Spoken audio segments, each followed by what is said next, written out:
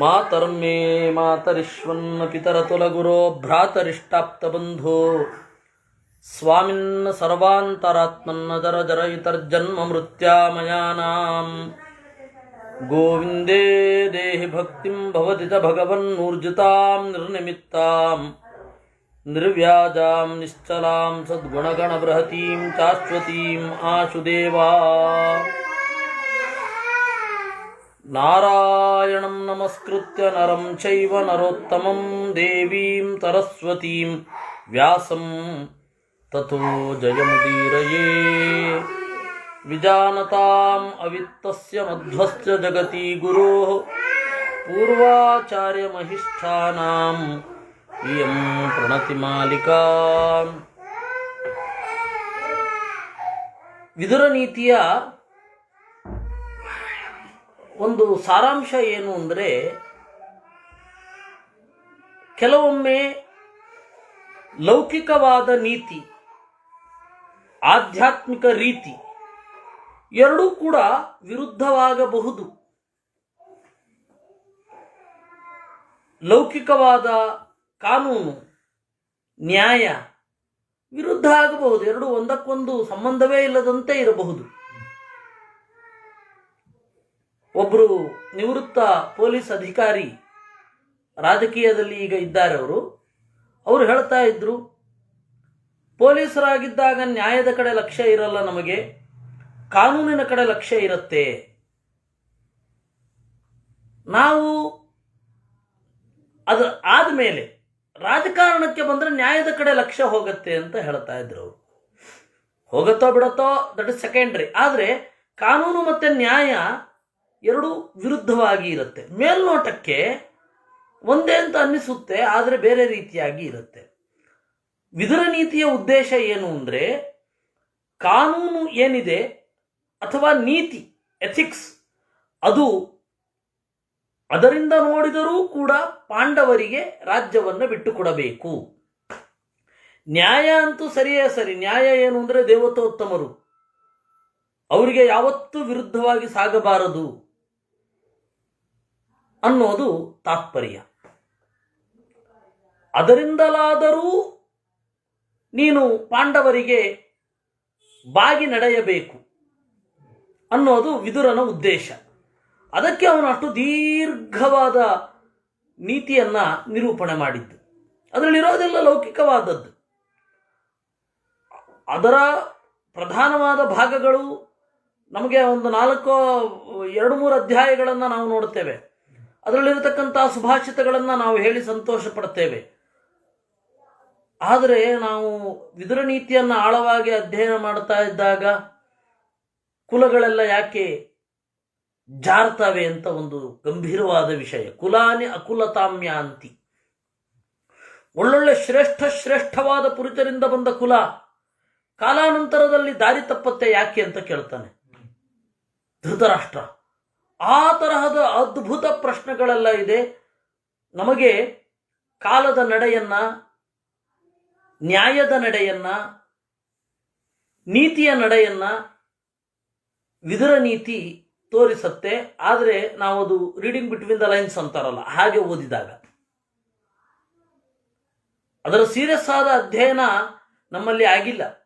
Serious ಆದ ಅಧ್ಯಯನ ಹೇಗೆ ಅಂತ ಹೇಳಿದ್ರೆ, ಎಲ್ಲ ನೀತಿಶಾಸ್ತ್ರಗಳು ಏನಿದೆ, ಕಾಮಂದಕ ನೀತಿಶಾಸ್ತ್ರ, ಆಮೇಲೆ ಚಾಣಕ್ಯ ನೀತಿಶಾಸ್ತ್ರ, ಆಮೇಲೆ ಫ್ರಾನ್ಸಿಸ್ ವಿಲಿಯಂ ಬೇಕನ್ ಅಂತ ಹೇಳಿ, ಅವನು ಬೇಡನ್ ವಸ್ತುತಃ ನಮಗೆ, ಆದರೆ ಬೇಕನ್ ಅಂತ ಅವನ ಹೆಸರು. ಅವನ ಪ್ರಿನ್ಸಿಪಲ್ಸ್ ಅಂತ ಏನು ಇದೆ, ರಾಜನೀತಿಯ ರಾಜ್ಯ ತತ್ವಶಾಸ್ತ್ರಗಳು, ಅದನ್ನೆಲ್ಲವನ್ನ, ಮತ್ತೆ ಪ್ಲೇಟೋನ ರಿಪಬ್ಲಿಕ್ ಎಲ್ಲವನ್ನ ಇಟ್ಟುಕೊಂಡು ನಾವು ಓದಿದಾಗ ವಿದುರ ನೀತಿಯ ವ್ಯಾಪ್ತಿ ಅಷ್ಟು ದೊಡ್ಡದು ಅಂತ ಗೊತ್ತಾಗತ್ತೆ.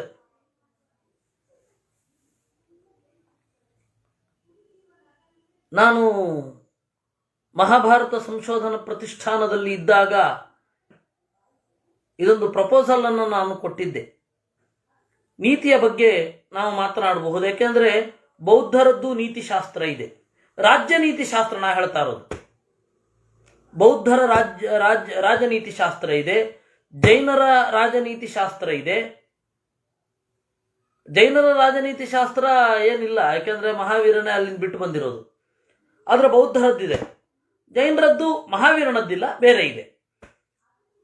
ಒಬ್ಬ ರಾಜ ಹೇಗಿರಬೇಕು ಇತ್ಯಾದಿ ಇತ್ಯಾದಿಗಳು. ಆಮೇಲೆ ತಾರ್ಕಿಕರದ್ದವ್ರದೆಲ್ಲ ಇಲ್ಲ, ಮಹಾಭಾರತದಲ್ಲಿ ಏನಿದೆಯೋ ಅದೇ ರಾಜನೀತಿ ಶಾಸ್ತ್ರಗಳು. ಇನ್ನು ಎಲ್ಲರದ್ದು ಇದೆ. ಹದೀಸಿನ ರೂಪದಲ್ಲಿ ಇಸ್ಲಾಮಿನಲ್ಲಿದೆ. ಆಮೇಲೆ ಕ್ರಿಶ್ಚಿಯಾನಿಟಿಯಿಂದ ಆಚೆಗೆ, ಕ್ರಿಶ್ಚಿಯಾನಿಟಿಯಲ್ಲಿ ಮೊದಲು ಅದು ಶುರು ಆಯಿತು, ರಾಜ ಹೀಗಿರಬೇಕು ಅಂತ ಒಪ್ಪಂದಗಳು. ಆಮೇಲೆ ಅದರ ಗಂಭೀರವಾದ ಅಧ್ಯಯನ ಆಮೇಲೆ ಬರಲಿಕ್ಕೆ ಶುರು ಆಯಿತು. ರೋಮನ್ನರದ್ದಿದೆ, ಆಮೇಲೆ ಗ್ರೀಕರದ್ದಿದೆ. ಮುಖ್ಯವಾಗಿ ಗ್ರೀಕರದ್ದು ಇರೋದು.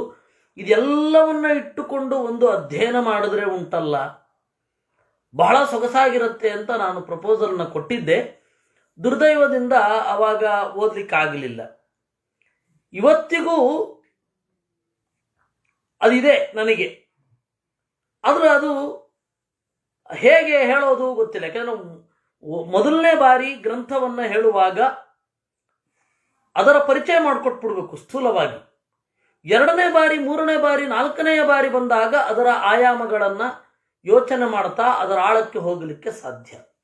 ನಾವು ಗ್ರಂಥವನ್ನೇ ಹೇಳದೆ ಒಟ್ಟಿಗೆ 10 ಅರ್ಥ ಹೇಳ್ತೇವೆ, 20 ಅರ್ಥ ಹೇಳ್ತೇವೆ ಅಂತನ್ನೋದಕ್ಕೆ ನಾವು ಅಂತಹ ದುಸ್ಸಾಹಸ ಇಳಿಬಾರ್ದು. ಅಂತಹ ದುಸ್ಸಾಹಸ ಮಾಡುವವರಲ್ಲ, ಬೇಕಿಲ್ಲ ಅದು.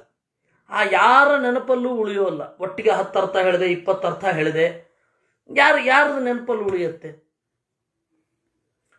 ಅವರು ಬಹಳ ಅರ್ಥ ಹೇಳಿದ್ರು ಅಂತ ಅಷ್ಟೇ ತಲೆನಲ್ಲಿ ಉಳಿಯುತ್ತೆ. ಏನು ಹೇಳಿದ್ರು ಕಡೆಗೆ ಯಾವುದೂ ಉಳಿದಿರಲ್ಲ. ಅದಕ್ಕಿಂತ ಒಂದು ಸರ್ತಿ ಗ್ರಂಥವನ್ನು ಅಧ್ಯಯನ ಮಾಡಿಸಿ ಮತ್ತೆ ವಾಪಸ್ಸು ಬಂದು ಮತ್ತೆ ಓದಿಸಿ, ಅದು ವರ್ಷಾನುಗಟ್ಟಲೆಯ ಪ್ರಕ್ರಿಯೆ. ಆ ಕಾರಣದಿಂದ ಅದನ್ನು ನಾನು ಈಗ ಅದನ್ನು ಮುಟ್ಟೋಲ್ಲ. ಈ ಮುಟ್ಲೂ ಇಲ್ಲ. ಈಗ ಉದ್ಯೋಗ ಪರ್ವ ಆಯಿತು ತಾನೆ, ಉದ್ಯೋಗ ಪರ್ವದಲ್ಲಿ ವಿದುರ ನೀತಿ ಆಯಿತು ತಾನೆ, ಅಲ್ಲಿ ಏನಿದೆ ಅಂತ ಅನ್ನೋದನ್ನು ನೋಡಿಕೊಂಡು ಹೋಗಿತ್ತು. ಆಮೇಲೆ ಎರಡನೇ ಬಾರಿ ಬಂದಾಗ ಅದರ ಬೇರೆ ಬೇರೆ ಆಯಾಮಗಳನ್ನೆಲ್ಲ ನೋಡೋಣ. ಅಲ್ಲಿ ನೋಡಬೇಕಾ ಅಂದರೆ ನೋಡಬೇಕು, ನೋಡಲೇಬೇಕು. ವಸ್ತುತಃ ನನಗೆ ಇನ್ನೂ ಏನು ಇದೆ ಅಂದರೆ, ಆಸಕ್ತರಾದ ನಿಮ್ಮಲ್ಲಿ ಯಾರಿಗೆ ಒಂದೊಂದು ಶಾಖೆಯನ್ನು ಅಧ್ಯಯನ ಮಾಡಲಿಕ್ಕೆ ಆಸಕ್ತಿ ಇದೆ, ಇಲ್ಲ ನಾನು ಇವನನ್ನು ಓದ್ತೇನೆ, ನಂತರ ಗ್ರೀಕರ ಫಿಲಾಸಫಿಯಲ್ಲಿ ಬಂದ ರಾಜನೀತಿ ಶಾಸ್ತ್ರವನ್ನು ಓದ್ತೇನೆ, ಆಯಿತು, ಓದಿ. ನಾವು ಉದ್ಯೋಗ ಪರ್ವದ ವಿದುರ ನೀತಿಯನ್ನು ನೋಡುವಾಗ ಅವರು ಬಂದು ಅದರಲ್ಲಿ ಅವರು ಅಧ್ಯಯನ ಮಾಡಿದ್ದನ್ನು ಹೇಳಿದ್ರೆ ಇನ್ನೂ ಎಫೆಕ್ಟಿವ್ ಆಗಿರುತ್ತೆ. ಯಾಕಂದ್ರೆ ನಾನೊಬ್ಬನೇ ನನ್ನ ಏಕಮುಖದಲ್ಲೇ ಅಧ್ಯಯನ ಮಾಡೋದಕ್ಕಿಂತ ಹಲವಾರು ಮುಖಗಳು ಸೇರಿದರೆ ಇನ್ನೊಬ್ಬರು ಇನ್ನೊಂದು ಅಧ್ಯಾಯವನ್ನು, ಇನ್ನೊಂದು ರೀತಿಯನ್ನು ಅಧ್ಯಯನ ಮಾಡೋದು, ಆ ತರಹ ಮಾಡಿ ಎಲ್ಲರೂ ಒಟ್ಟಿಗೆ ಕ್ಲಬ್ ಆದರೆ ಬಹಳ ಚೆನ್ನಾಗಿರುತ್ತೆ. ಯಾಕೆಂದರೆ ಇದು ಸಾಮೂಹಿಕ ಅಧ್ಯಯನ ಅಂತ ಆಗಬೇಕಾದ್ರೆ ಆ ತರಹ ಪಾರ್ಟಿಸಿಪೇಷನ್ ಬೇಕಾಗುತ್ತೆ. ಅದನ್ನು ದೇವರು ಆಗಗೊಡಿಸಲಿ ಅಂತ ಹೇಳ್ತಾ ನಾವಿಲ್ಲಿ ಮುಂದೆ ಹೋಗೋಣ. ವಿದುರ ನೀತಿಯ ಸಾರ ಏನು ಅಂದರೆ ಅದೇ, ಐಹಿಕಸ್ಯ ಸುಖಸ್ಯಾಪಿ ಕಾರಣಂ ತದನಿಂದಿತಂ. ಐಹಿಕವಾದ ಸುಖ ಅಂತ ಏನು ಇದೆ ಅದೂ ಕೂಡ ಅನಿಂದಿತವಾದರೆ ಅದನ್ನು ಅಳವಡಿಸಿಕೊಳ್ಳಬೇಕು. ಒಬ್ಬ ವೇದಾಂತಿ ಎಲ್ಲವನ್ನೂ ವೇದಾಂತದಿಂದ ಗ್ರಹಿಸ್ಲಿಕ್ಕಾಗೋದಿಲ್ಲ, ಎಲ್ಲವನ್ನ ಒಂದು ಗ್ರಂಥದಿಂದ ಗ್ರಹಿಸ್ಲಿಕ್ಕಾಗೋದಿಲ್ಲ, ಎಲ್ಲವನ್ನ ಒಂದು ಶಾಸ್ತ್ರದಿಂದ ಗ್ರಹಿಸ್ಲಿಕ್ಕಾಗೋಲ್ಲ. ಬೇರೆ ಬೇರೆ ಶಾಸ್ತ್ರಗಳು ಏನೇನಿವೆ ಆ ಎಲ್ಲ ಶಾಸ್ತ್ರಗಳಿಂದ ಒಂದನ್ನು ನಾವು ಸ್ವೀಕಾರ ಮಾಡಬೇಕು, ಅನಿವಾರ್ಯ. ಯಾಕೆಂದ್ರೆ ನೋಡಿ, ನಮ್ಮ ಇವತ್ತಿನ ಪರಿಸ್ಥಿತಿಯಲ್ಲಿ ಎಷ್ಟೊತ್ತು ಜಪ ಮಾಡ್ಬೋದು? ಬೆಳಗ್ಗೆ 1 ಗಂಟೆ, 1.5 ಗಂಟೆ ಆಯ್ತು. ಆಮೇಲೆ ನೆಕ್ಸ್ಟ್ ಜಪ ಆಯಿತು, ಅಧ್ಯಯನ ಎಷ್ಟು ಶಾಖೆಗಳನ್ನು ಓದಬಹುದು ನಾವು? ಋಗ್ವೇದ, ಯಜುರ್ವೇದ, ಸಾಮವೇದ, ಅಥರ್ವವೇದ, ಅವುಗಳಲ್ಲಿರುವಂತಹ ಬ್ರಾಹ್ಮಣ, ಆರಣ್ಯಕ, ಉಪನಿಷತ್ತು, ಅವುಗಳನ್ನು ನೋಡಿ ಅದನ್ನು ಅರ್ಥ ಮಾಡ್ಕೊಳ್ಳಿಕ್ಕೆ, ಅದರ ಆಯಾ ಲೆವೆಲ್ಲಿನ ಅರ್ಥ ಮಾಡ್ಕೊಳ್ಳಿಕ್ಕೆ ಶ್ರೌತ ಸೂತ್ರಾದಿಗಳನ್ನು ಓದಿ. ಆಮೇಲೆ ಇದನ್ನ ನಾವ್ಯಾರೂ ಮಾಡ್ತಾ ಇಲ್ಲ. ನಾವ್ಯಾರು ಇನ್ ದ ಸೆನ್ಸ್ ಇವತ್ತು ವೆಲ್ ನೋನ್ ವಿದ್ವಾಂಸರು ಅಂತ ಯಾರ್ಯಾರಿದ್ದಾರೆ ಯಾರು ಮಾಡ್ತಾ ಇಲ್ಲ. ಮಾಡಬೇಕಿದೆ, ಮಾಡ್ತಾ ಇಲ್ಲ ಅನ್ನೋದ್ರ ಬಗ್ಗೆ ದುಃಖದಿಂದ ನಾನು ಹೇಳ್ತಾ ಇರೋದೇ ವಿನಃ ಮಾಡ್ತಾ ಇಲ್ಲ ಅಂತ ಬಿಟ್ಟು ತೋರಿಸ್ತಾ ಇಲ್ಲ. ಆಮೇಲೆ ಷಡಂಗಗಳು ಎಷ್ಟು ಓದ್ತಾ ಇದ್ದೀವಿ ನಾವು. ಹೀಗೆ ನಮ್ಮ ಅಧ್ಯಯನದ ಪರಿಧಿ ವೇದದಲ್ಲಿ, ವೈದಿಕವಾದ ಗ್ರಂಥಗಳಲ್ಲಿ ಮಿತವಾಗಿದ್ದು, ಇನ್ನು ಇದನ್ನು ಬೇರೆಯನ್ನು ನಾವು ಓದೋದಿಲ್ಲ ಅಂತಂದ್ರೆ ಏನು ಮಾಡ್ಲಿಕ್ಕಾಗ್ತಾ ಇದೆ ನಮ್ಮ ಕೈನಲ್ಲಿ? ನಮ್ಮ ಸಮಯದ ಒಂದು ದಿವಸದಲ್ಲಿ ಸಮಯ ಎಷ್ಟು ಹೋಗ್ತಾ ಇದೆ? ನಾವು ಈ ತರಹದ ನಾವು ಉಪಕರ್ಮ ಏನು ಮಾಡ್ತಾ ಇದ್ದೀವಿ? ಉಪಕರ್ಮ ಅಂದ್ರೇನು? ವೇದವನ್ನು ಹೊಸ ಅರ್ಥದಲ್ಲಿ ಪ್ರತಿ ವರ್ಷವೂ ಕೂಡ ನೋಡ್ತೇನೆ ಅಂತ ತಾನೆ ನಾವು ಅದು ಮಾಡ್ತಾ ಇದ್ದೀವ? 3 ಎಳೆ ಜನಿವಾರ ಬದಲಾಯಿಸ್ಕೊಳ್ಳೋದ್ರ ಬಗ್ಗೆ ನಿಮಗೆ ಟೆನ್ಷನ್ ಇರದೇ ಇರಲಿ, ಅದು ಯಾವಾಗ ಬೇಕಾದ್ರೂ ಬದಲಾಯಿಸ್ಕೋಬಹುದು. ಅಧ್ಯಯನದ ಸ್ಥಿತ್ಯಂತರಗಳಿಗಾಗಿ ಉಪಕರ್ಮ, ಅದು ಸಾಂಕೇತಿಕ ಉಪಕರ್ಮ. ಜನಿವಾರ ಅನ್ನೋದು ಸಾಂಕೇತಿಕ. ನಿಜವಾಗಿಯೂ ಇರುವಂಥದ್ದು ಆ ಎಳೆಗಳ ಹಿಂದೆ ಇರುವ ಅಧ್ಯಯನದ ನಿಷ್ಠೆ. ನಾನು ವೇದಕ್ಕೆ ನಿಷ್ಠನಾಗಿದ್ದೇನೆ, ನನ್ನ ಜೊತೆಗೆ ನನ್ನ ಹೆಂಡತಿಯೂ ಕೂಡ ವೇದಕ್ಕೆ ನಿಷ್ಠಳು, ಅದಕ್ಕೆ ಮದುವೆ ಆದವರು 2 ಜನಿವಾರ, ಇಲ್ಲ ಅಂದ್ರೆ 1 ಜನಿವಾರ. ನನ್ನ ಹೆಂಡತಿಯೂ ಅಧ್ಯಯನಕ್ಕೆ ನಿಷ್ಠಳಾಗಿದ್ದಾಳೆ, ವೇದಕ್ಕೆ ನಿಷ್ಠಳಾಗಿದ್ದಾಳೆ, ವೇದವನ್ನು ತಿಳ್ಕೊಂಡಿದ್ದಾಳೆ ಅಂದ್ರೆ ಜನಿವಾರ ಅವಳು ಹಾಕೊಳ್ಬೋದು, ಏನು ತೊಂದರೆ ಇಲ್ಲ, ಅಧ್ಯಯನ ಮಾಡ್ತಾಳೆ ಅಂತ. ಆದ್ರೆ ಜನಿವಾರ ಹಾಕೋದು ಗಂಡಸರಿಗೆ ಮಾತ್ರ ವಿಹಿತವಾದದ್ದಲ್ಲ. ಜನಿವಾರ ಅನ್ನೋದು ನಿಷ್ಠೆ, ನಮ್ಮ ನಿಷ್ಠೆ ಹೀಗೆ ಅಂತ ಜಗತ್ತಿಗೆ ತೋರಿಸ್ಕೊಳ್ಳೋದಷ್ಟೇ. ಕೆಲವರು ಕ್ಷೌರಕ್ಕೆ ಹೋದ್ರೆ ಬದಲಾಯಿಸ್ಬೇಕು ಅಂತಾರೆ, ಅದು ಯಾಕೆ ಬದಲಾಯಿಸ್ಬೇಕು ದೇವ್ರಿಗೆ ಗೊತ್ತು. ಅದು ಶುದ್ಧಿಗಾಗಿ ಅಲ್ಲ. ಜನಿವಾರ ಒಂದು ಸಂಕೇತ. ನಾನು ವೇದಾಧ್ಯಯನದಲ್ಲಿ ತೊಡಗಿದ್ದೇನೆ ಎನ್ನುವುದರ ಸಂಕೇತವೇ ವಿನಃ ತಾಳಿ ಹೇಗೆ ನಾನು ಒಬ್ಬ ಪುರುಷನಿಗೆ ಕಮಿಟ್ ಆಗಿದ್ದೇನೆ ಅಂತ ಹೇಳಿ ಅವಳುದಿರುತ್ತೋ ಹಾಗೆ ಜನಿವಾರವೂ ಸಂಕೇತ. ಆ ಸಂಕೇತ ಇಲ್ಲದೆ ಇದ್ದವ್ರು ಅಧ್ಯಯನ ಮಾಡಬಾರದ? ಹಾಗೇನಿಲ್ಲ. ಇದೆಲ್ಲ ಸೂಕ್ಷ್ಮಗಳು. ಇದನ್ನೆಲ್ಲ ನಾವು ಹೊರಗಡೆ ಎಲ್ಲ ಹೇಳಲಿಕ್ಕಾಗಲ್ಲ. ಯಾಕೆಂದ್ರೆ ಅದು ಏನೇನು ಅರ್ಥ ಆಗುತ್ತೋ ದೇವರಿಗೆ ಗೊತ್ತು. ನಮ್ಮ ಅಧ್ಯಯನ ಸಾಧ್ಯವಿದ್ದಷ್ಟು ಎಲ್ಲ ಆಯಾಮಗಳಲ್ಲಿ ಸಾಗಬೇಕು.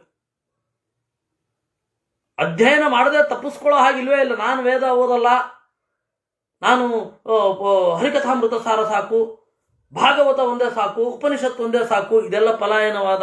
ವೇದವ್ಯಾಸರು ಇದನ್ನು ಒಪ್ಪಲ್ಲ. ನಿಮಗೆ ಶಕ್ತಿ ಇದ್ದಷ್ಟು, ಅದು ಒಂದು ಸೂಕ್ತ ಆಗಿರಬಹುದು, ಶಕ್ತಿ ಇದ್ದಷ್ಟು ಅಧ್ಯಯನ ಮಾಡಲೇಬೇಕು. ಯಾಕೆ ನಾನು ಹೇಳಬೇಕಾಯಿತು ಇದನ್ನ ಅಂತಂದ್ರೆ, ವಿದುರ ನೀತಿಯ ಹಿನ್ನೆಲೆ ಏನು? ಮಹಾಭಾರತದಲ್ಲಿ ಬರುವ ಸಮಗ್ರ ನೀತಿ, ಕಣಿಕ ನೀತಿ, ವಿದುರ ನೀತಿ, ಮತ್ತೆ ಎಷ್ಟೋ ಗೀತೆಗಳು ಬರ್ತವೆ. ಜೈಗೀಶವ್ಯ ಗೀತೆ, ಮಂಕಿ ಗೀತೆ, ಐಳ ಗೀತೆ, ವಿಚಕ್ಷಣು ಗೀತ, ಬೋಧ್ಯ ಗೀತ, ಎಷ್ಟು ಗೀತೆಗಳು ಬರ್ತವೆ. ಅದೆಲ್ಲವನ್ನು ಹೆಂಗೆ ಅಧ್ಯಯನ ಮಾಡೋದು? ಅಧ್ಯಯನ ಮಾಡೋ ಬಗೆ ಹೇಗೆ? ಅದರ ಗಾತ್ರ ಏನು, ಅದರ ಸಾರ ಏನು, ಎಲ್ಲವನ್ನು ಯೋಚನೆ ಮಾಡಬೇಕಲ್ವಾ? ಸುಮ್ಮನೆ ಹೇಳಿದ ಆಚಾರ್ಯರು ಮಹಾಭಾರತ ಅಂದ್ರೆ ಶಾಸ್ತ್ರ ಅಂತ. ಮಾಡಲೇಬೇಕು. ವಿದುರ ನೀತಿಯ ಮಿತಿ, ವಿದುರ ನೀತಿಯ ಸಾಧ್ಯತೆ, ಇಷ್ಟನ್ನ ನಾನು ಹೇಳಲಿಕ್ಕೆ ಇಷ್ಟು ಹೇಳಬೇಕಾಯ್ತು.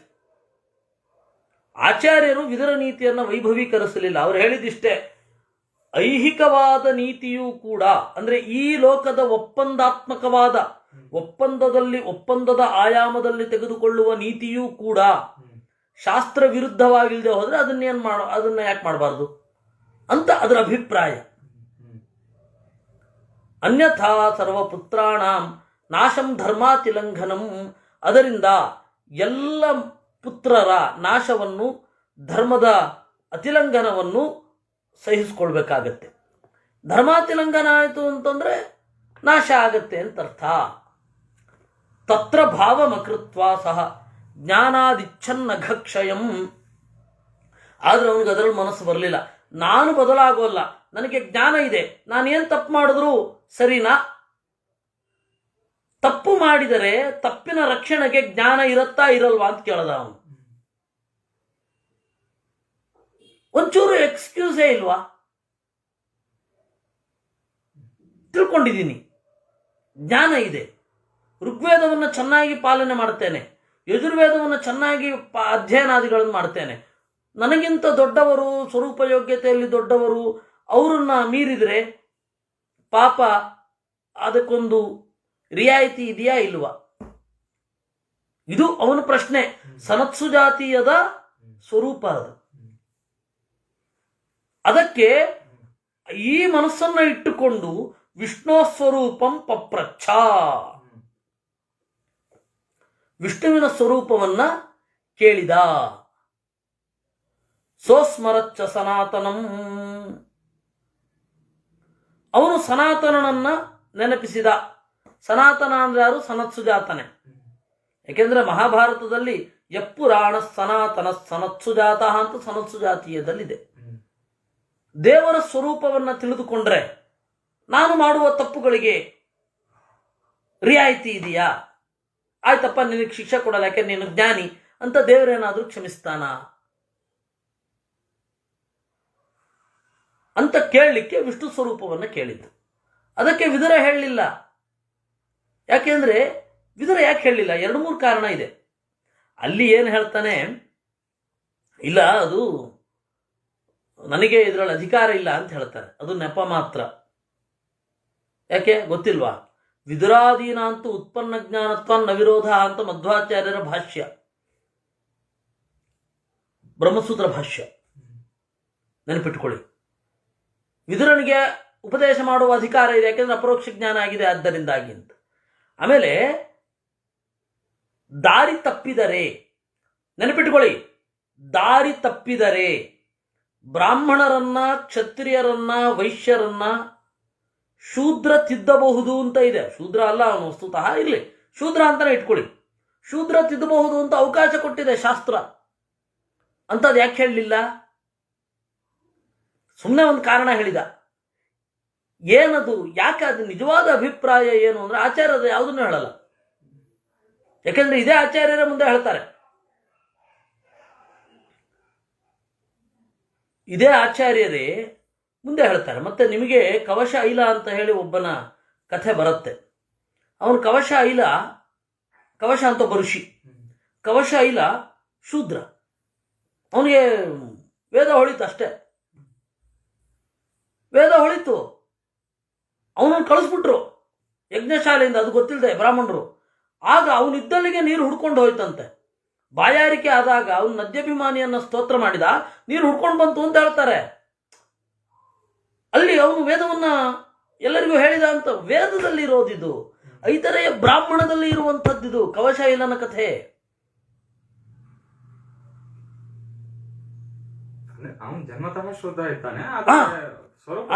ಅಲ್ಲ, ಅದು ಏನ್ ಬೇಕಾದ್ರೆ ಇರ್ಲಿ, ಜನ್ಮತಃನೇ ಲೆಕ್ಕ ಬರೋದು. ಈ ಜನ್ಮದ್ದೇ ಅಲ್ವಾ ಲೆಕ್ಕ ಬರೋದು? ಸ್ವರೂಪತಃ ಅದು ಯಾರು ಮಾಡಿದ್ದಲ್ಲ. ಅದನ್ನ ಯಾಕೆ ಹೇಳಿದ್ದು ಅಂತಂದ್ರೆ, ವಿದುರ ಯಾಕೆ ಉಪದೇಶ ಮಾಡಲಿಲ್ಲ ಅನ್ನೋದಕ್ಕೆ ಮಹಾಭಾರತದ ಕಾರಣ ಏನು? ಅವನು ನೀಚ ಯೋನಿ ಅಂತ. ವಸ್ತುತಃ ಅದಲ್ಲ, ಆಚಾರ್ಯರು ಅದನ್ನು ಪ್ರಿಫರೇ ಮಾಡಲಿಲ್ಲ. ಮತ್ತೆ ಮಧ್ವಾಚಾರ್ಯರು ಯಾಕೆ ಇದನ್ನು ಹೇಳಿದ್ರು? ಅವರು ಇಷ್ಟೇ ಹೇಳಿದ್ದು, ಸನಾತನಂ ಅಸ್ಮರತ್ ಅಷ್ಟೇ. ಸನಾತನನನ್ನು ನೆನಪಿಸಿಕೊಂಡ. ಯಾಕೆ ಅಂದ್ರೆ ಅಧ್ಯಾತ್ಮ ನೀತಿಯೂ ಕೂಡ ಪಾಂಡವರ ಪರವಾಗಿಯೇ ಬಂದ್ರೆ ಸರಿ ಇರಲ್ಲ, ತಟಸ್ಥವಾಗಿ ಬರಬೇಕು. ನನ್ನ ಮಾತಿನಲ್ಲಿ ಪಕ್ಷಪಾತ ಈಗಾಗಲೇ ಲೌಕಿಕ ನೀತಿಯಲ್ಲಿ ಪಕ್ಷಪಾತ ಕಾಣ್ತಾ ಇದೆ. ಅಂದ್ರೆ ಪಾಂಡವರಿಗೆ ಫೇವರ್ ಆಗಿ ಹೇಳ್ತಾನೆ. ನೀತಿಶಾಸ್ತ್ರವನ್ನ, ಒಬ್ಬ ಪರಮ ಬುದ್ಧಿವಂತ ನೀತಿಶಾಸ್ತ್ರವನ್ನ ಪಾಂಡವರ ಪರವಾಗಿ ಹೇಳಬಾರ್ದೇನು? ಹಾಗೆ ಅಧ್ಯಾತ್ಮ ನೀತಿಯನ್ನು ಕೂಡ ಪಾಂಡವರ ಪರವಾಗಿ ಹೇಳ್ತಾನೇನೋ ಅಂತ ಸಂದೇಹ ಬಂದ್ರೆ, ಇಲ್ಲ ಇಲ್ಲ, ಸತ್ಯ ಇದು ಅಂತ ತೋರಿಸಲಿಕ್ಕೆ ಸನಾತನನ ಮೂಲಕ ಹೇಳಿಸಿದ್ರು, ಅದೇ ಇತ್ತು ಫಲಿತಾಂಶ. ಅಲ್ಲಿ ನಿಷ್ಪಕ್ಷಪಾತದ ತಟಸ್ಥ ನೀತಿಯ ಹಿನ್ನೆಲೆಯಲ್ಲಿಯೂ ಕೂಡ ಇದು ಒಳ್ಳೆಯ ಮತ ಅಂತ ತೋರಿಸಲಿಕ್ಕೆ ಹೀಗಾಗಿದ್ದೇ ವಿನಃ ಬೇರೆ ಯಾವುದೂ ಅಲ್ಲ. ಇದನ್ನ ಗಂಭೀರವಾಗಿ ಪರಿಗಣಿಸಬೇಕು. ಸಾ ಗತ್ಯಾವದತ್ತತ್ವಂ ವಿಷ್ಣೋರ್ಮಾಯಾವಿನ ಶುಭ ನ ಗತಿಶ್ಚೇತ್ಯಥ ಪ್ರಾತಃ ಸಂಜಯ ಪಾಂಡವೋದಿತಂ ಅವದತ್. ಸರಿ, ದೇವರ ಸ್ವರೂಪವನ್ನ ಹೇಳಿದ. ಹೇಳಿ ಆದ್ಮೇಲೆ ಇವನು ಕೇಳಿದ ಮತ್ತೆ, ಅಲ್ಲ ನಾನು ಜ್ಞಾನವನ್ನು ಹೊಂದಿರೋದ್ರಿಂದ ತಪ್ಪಿಗೆ ಏನಾದರೂ ರಿಯಾಯಿತಿ ಇದೆಯಾ? ಅದೆಲ್ಲ ಇಲ್ವೇ ಇಲ್ಲ ಅಂದರು. ನಿಮ್ಮ ಸ್ವರೂಪ ಯೋಗ್ಯತೆಯಲ್ಲಿ ದೊಡ್ಡವರನ್ನ ನೀವು ಮೀರಿ ಮಾತನಾಡಿದರೆ ಅದಕ್ಕೆ ಶಿಕ್ಷೆ ಆಗತ್ತೆ. ಪರಮಾವಧಿ ಅಂತಂದ್ರೆ ಮೋಕ್ಷ ತಡ ಆಗತ್ತೆ, ಅದು ಬೇರೆ. ಮೋಕ್ಷ ಆಗದೇ ಇರಲ್ಲ, ಅದು ಬೇರೆ. ಆದರೆ ತಪ್ಪು ತಪ್ಪೆ. ನಿಮಗೆ ಜ್ಞಾನ ಇದೆ ಎಂದ ಮಾತ್ರಕ್ಕೆ ನೀವು ಮಾಡಿದ ತಪ್ಪು ಸರಿಯಾಗತ್ತೆ ಅಂತ ಇಲ್ಲ. ವಿಶೇಷತಃ ತಪ್ಪು ಯಾವುದು? ದೊಡ್ಡವರನ್ನ ಸ್ವರೂಪ ಯೋಗ್ಯತೆಯಲ್ಲಿ ದೊಡ್ಡವರು ಅಂದ್ರೆ ಸ್ವರೂಪ ಯೋಗ್ಯತೆಯಲ್ಲಿ ಯಾರು ದೊಡ್ಡವರು ಇರ್ತಾರೆ ಅವರನ್ನು ಅವಮಾನ ಮಾಡಿದರೆ, ಅವರನ್ನು ಧಿಕ್ಕರಿಸಿದರೆ, ಅವರಿಗೆ ಅನ್ಯಾಯ ಮಾಡಿದರೆ ಆ ಶಿಕ್ಷೆ ಉಂಟೇ ಉಂಟು. ಅಪಕೀರ್ತಿ ಮೊದಲಾದವುಗಳು ಉಂಟೇ ಉಂಟು ಅಂತ ಅಲ್ಲಿ ಹೇಳ್ತಾರೆ. ಅವನು ಹೊರಟು ಹೋದ. ಬೆಳಗ್ಗೆ ಆಗೇ ಹೋಯಿತು. ಸಂಜಯ ಪಾಂಡವೋದಿತ ಮವದತು. ಸಂಜಯ ಬಂದು ಪಾಂಡವರು ಹೇಳಿದ್ದನ್ನೆಲ್ಲ ಹೇಳಿದ. ತಚ್ಛ್ರುತ್ವಾ ಸತು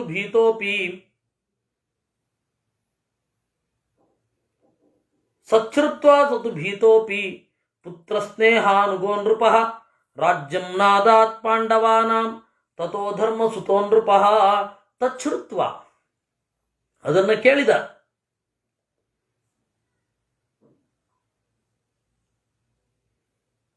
ಪಾಂಡವರು ಹೇಳಿದ್ದನ್ನೆಲ್ಲ ಹೇಳಿದ.